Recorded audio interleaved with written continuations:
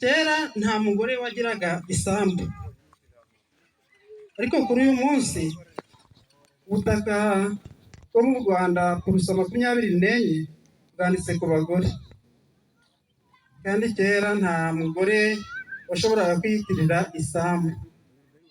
Nanone 64% ubutaka bwanditswe ku bagore n'abagabo babusangiye. Nanone 14% byanditse ku bagabo gusa, ubwo hagasigara kurusa nkeya zo zindi zitabaruka. Mu buvuzi rero naho dufitemo abagore b'abahanga.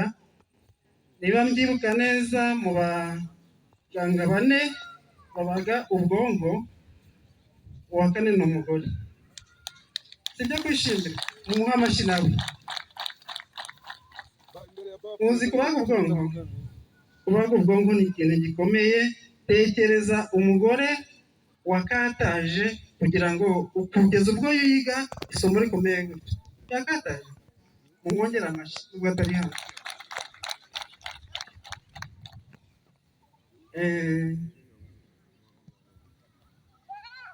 Abagore bari mu mirimo itandukanye, keretse inaha iwacu ahari tugisigaye, ariko nabo bizahagera.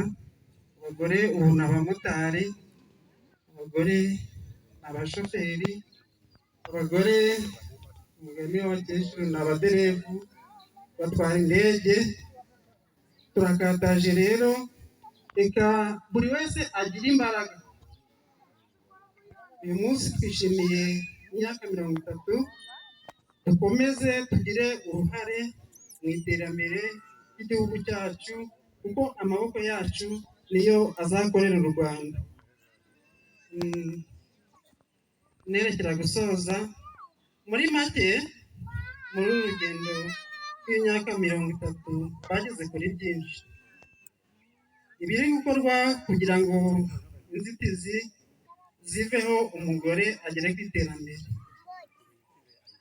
ni byinshi, wenda turavuga 2: gutegura abakiri bato, abana n'abakobwa, kugira ngo nabo batangire urugendo rw'iterambere. Kubakira abagore ubushobozi n'abakobwa bakiri bato, kugira ngo bumve neza uruhare rwabo mu kubaka igihugu cyacu. Kandi ababyeyi hano bamaze kubivuga, kuri uko kubaka ubushobozi mwumvise ko bakataje. Umva rero buri wese uri aha ngaha nakomeza kumwifuriza umunsi mwiza. Murakoze.